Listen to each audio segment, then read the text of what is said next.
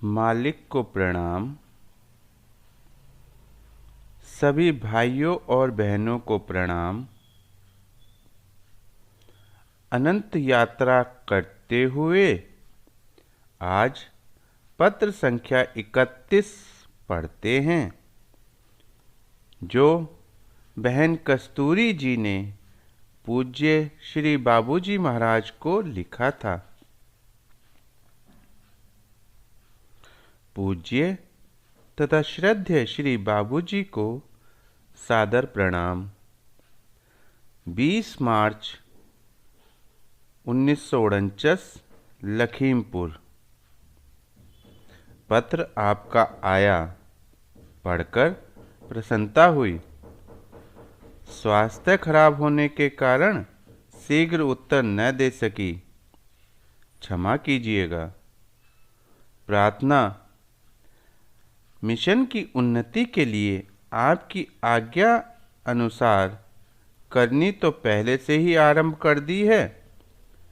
सेवा में यह तन मन सब कुछ उपस्थित है। जब जैसी चाहिएगा वह सेवा ले लीजिएगा। अपने स्वास्थ्य की काफ़ी चिंता रखती हूँ, परंतु पूर्व जन्म के संस्कारों से लाचार हूँ, इसलिए कुछ न कुछ तकलीफ हो जाती है। इसकी कोई चिंता नहीं। श्री बाबूजी, आप इसकी कोई अधिक चिंता ना करें। आपके जीवन में भी यह चीज़ खूब विस्तृत होगी, जिससे इस घोर संसार सागर में डुबकियां लगाने वाले हम पापियों का उद्धार होगा। मैं हूँ सो तू है, तू है सो मैं हूँ के मेरे लिखने के केवल इतने ही मायने थे कि ईश्वर में और स्वयं मुझ में यह भेद नहीं मालूम पड़ता कि सब काम मैंने किए हैं या उसने, यानी एकता सी लगती थी। दोहे के मायने यह थे कि हर चीज में, हर मनुष्य में केवल एकमात्र ईश्वर ही ईश्वर दिखलाई पड़ता है।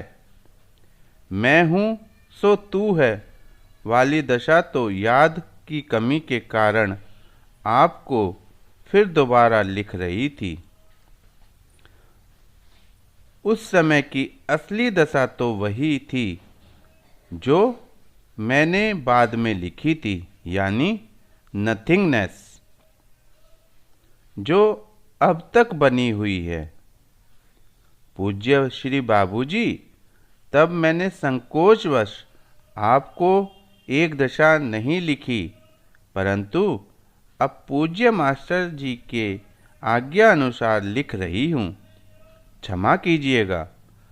आपसे तथा पूज्य मास्टर साहब जी से जब सिटिंग लेने बैठती थी और अब भी जब बैठती हूँ तो बजाय सिटिंग लेने के ऐसा मालूम पड़ता है कि मैं ही आप लोगों को सिटिंग दे रही हूँ।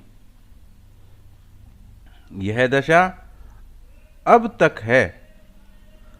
आपका पत्र मिलने के दूसरे या तीसरे दिन ऐसे ही बैठी थी कि इतने में एकदम ऐसा मालूम पड़ने लगा कि सब में मैं ही व्याप्त हूँ, यहाँ तक कि स्वयं आप में तथा मास्टर साहब जी में भी मुझे ऐसा ही मालूम पड़ता था कि मैं ही हूँ।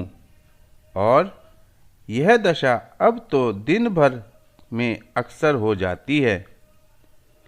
मैंने कोशिश की कि ऐसी तबीयत ना हो, परंतु मैं असफल हो गई। इसके अतिरिक्त जब से आपका पत्र मिला है, दशा बदली है, परंतु मैं अभी तक इसे पहचान नहीं पाई हूँ।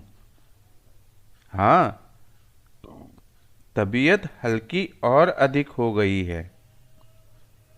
आपका पत्र मिलने के 2 दिन बाद तक तकलीफ टॉन्सिल तथा दाढ़ में बहुत थी, इसलिए कुछ गौर न कर सकी थी।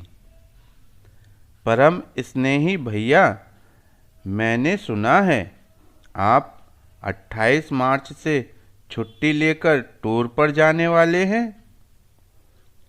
आप अपनी पावन चरण रज से हम सबको धन्य करने तथा आत्मोन्नति करने का सौभाग्य प्रदान करने की अवश्य कृपा करें। मेरी तो आपसे करवध यही प्रार्थना है कि जाने से पहले आप 4-5 दिन को यहाँ अवश्य पधारें। तबीयत ठीक होने पर मैं आजकल की दशा को ठीक से समझ सकी तो लिखूंगी। वैसे आप तो जानते ही हैं, आइएगा अवश्य। यद्यपि आपको सफ़र में बहुत कष्ट होगा, परंतु बहन अपने सहोदर के दर्शन को सदा उत्सुक है।